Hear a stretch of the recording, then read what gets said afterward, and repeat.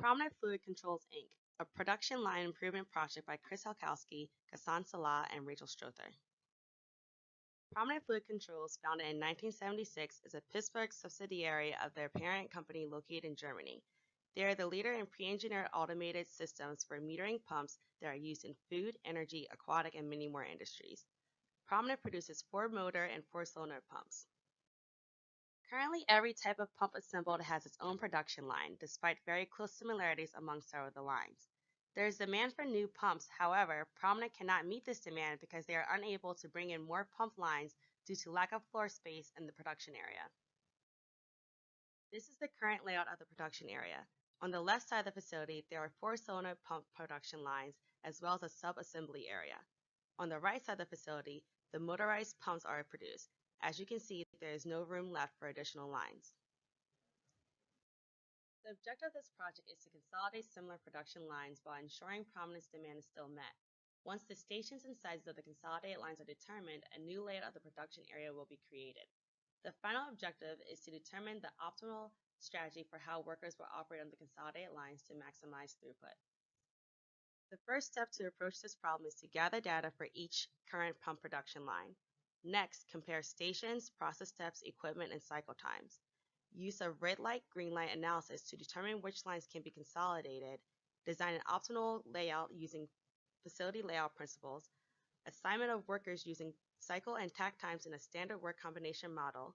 Lastly, calculate cycle times for the consolidated lines and compare it to the takt times to ensure demand can be met. Students created charts like this for each production line to compare station steps and equipment of each production line.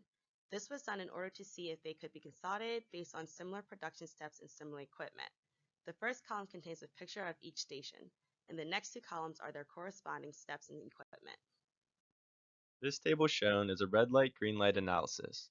Based on the data gathered and analyzed, students created a red light, green light test to help further determine if production lines can be consolidated with others. This test uses 3 principles to see if each pump production line passes or fails a criterion. The first criterion observed was cycle time.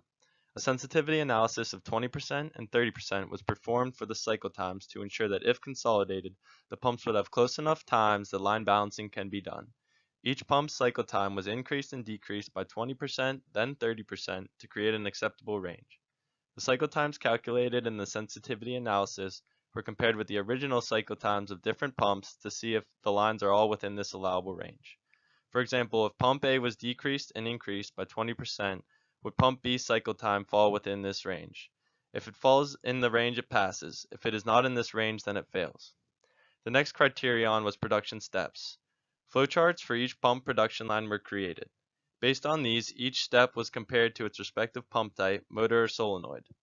If the overall process steps for pump production lines were the same, then pumps passed this portion of the test. If pump steps are not the same, consolidation is not possible. The different steps would lead to poor flow in the consolidated production line. The last criterion was based on equipment and stations. With the equipment and stations charts, many pumps share the same type of equipment at each station. If there was a significant difference in the equipment per station, then consolidating pump lines would not be efficient. The objective of consolidating lines is to increase available floor space. However, with drastically different equipment, the consolidated line would have to be significantly larger to hold all of the different equipment required. This image shown is the current production area layout. As you can see, there is very little floor space available. This image is the layout that was developed by students. This layout optimally utilizes the production area. Students were able to consolidate 8 pump production lines into 5. Compared to the layout previously shown, this new layout results in a 44% space reduction and a 14% reduction of the footprint of the production lines. Facility layout principles assisted students in the design of this layout. Students ensured that all lines flowed towards shipping. This is shown by the red lines. OSHA standards were enforced to ensure proper aisle widths and proper station lengths for worker safety and spacing. Stations were specifically located to reduce worker and material travel, thus reducing waste. The optimal strategy for operating workers on the lines is to use the method of bucket brigading. For the new consolidated lines, there will be 2 to 3 workers assigned to each. For example, there will be 1 worker at pre-assembly and 2 on the assembly line. Once worker number 1 at pre-assembly is finished, they will pass the unfinished pump to worker number 2 on the assembly line. After completing their portion of the process, they will pass the unfinished pump to worker number 3 where they will complete the process for the pump.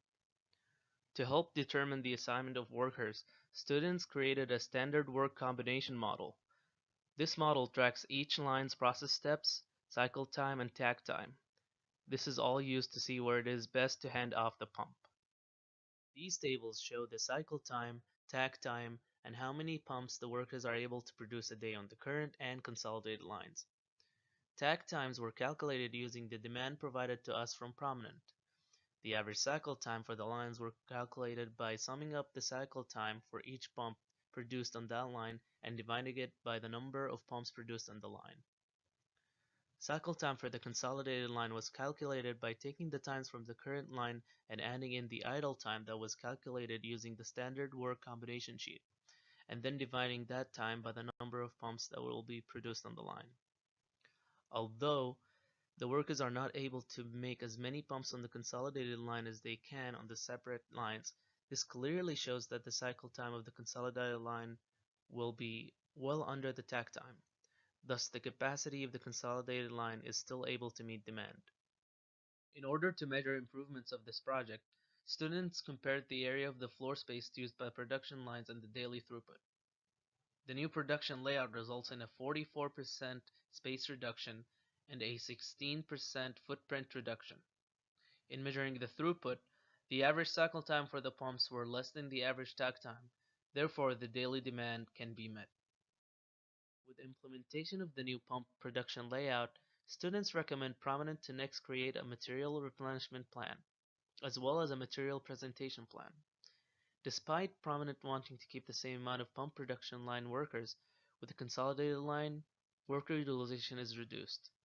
It is recommended that some workers serve as a material replenisher. Workers are currently being cross-trained according to ProMinent. The consolidated line should not be implemented before the workers are fully cross-trained for all pumps. ProMinent should next schedule a reconstruction timeframe corresponding to a slow pump production time. Redesigning the facility will halt production, so it is necessary to schedule this possibly over a holiday or employee break. To ensure consolidated lines function as intended, it is recommended that ProMinent measure worker utilization. We would like to thank Dr. Luang Sorn, TJ Bloom, Tom Merman, and John Davis for their support in this project.